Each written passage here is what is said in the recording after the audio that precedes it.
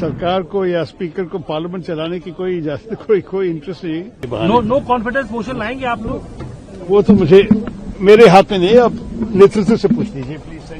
Thank you. मैं 2 बजे वापस आ रहा हूँ पार्लियामेंट में बजट पे बोलने के लिए। तो मीडिया के सुर्खियों में बने रहने के लिए कुछ तो करना है ना। लिखा न पढ़ी, जो राहुल गांधी कहें वही सही।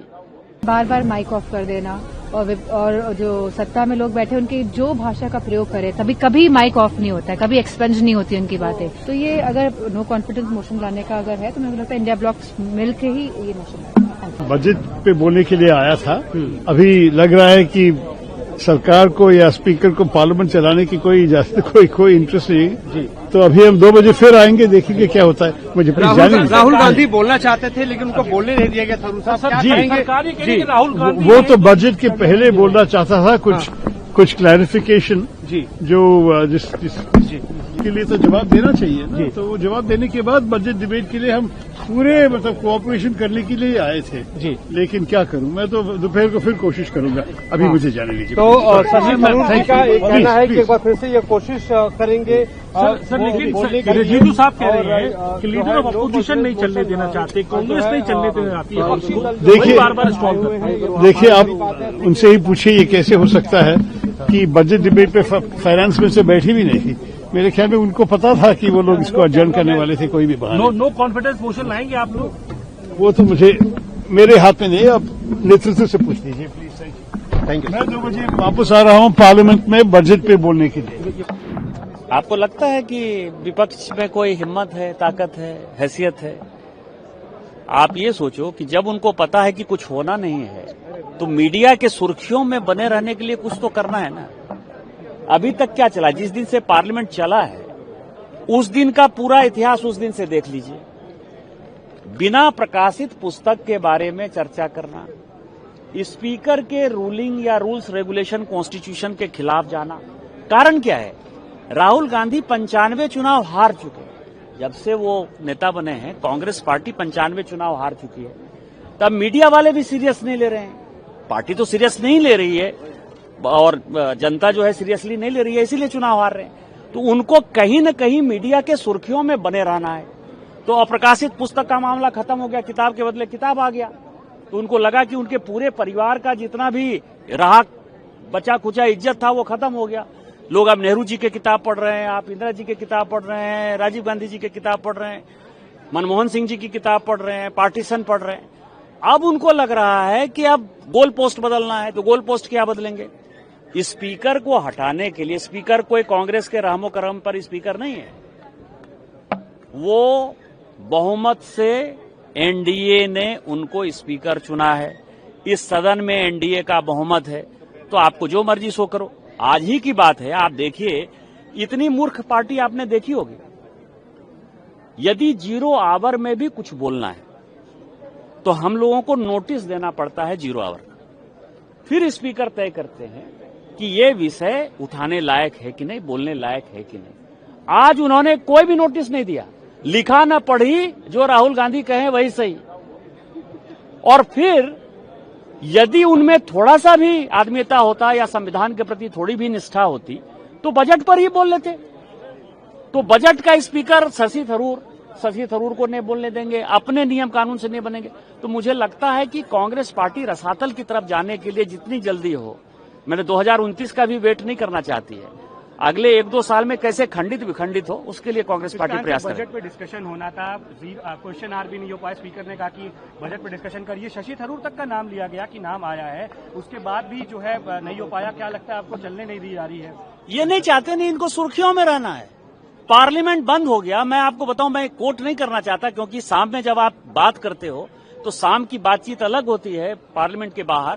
कांग्रेस के कई एक सीनियर आदमी ने मुझे कहा कि बीजेपी ने 2009 से 14 तक पार्लियामेंट बंद करा के ही कांग्रेस को खत्म कर दिया और आज तक जो है वो सत्ता में है। मोदी जी तीसरी बार प्रधानमंत्री बन गए हैं।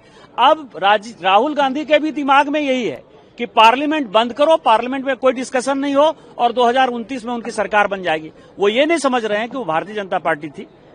वो सत्ता प्राप्ति के लिए कोई काम नहीं कर रही है, वो जनता की समस्याओं को लेकर खड़ी होती थी, आपकी तरह जो है घटियापंथी के लिए नहीं खड़ी होती थी। और आज आप सोच लीजिए कि 20-25 सीट यदि कांग्रेस को आ जाए 2029 में तो बड़ी बात हो जाएगी।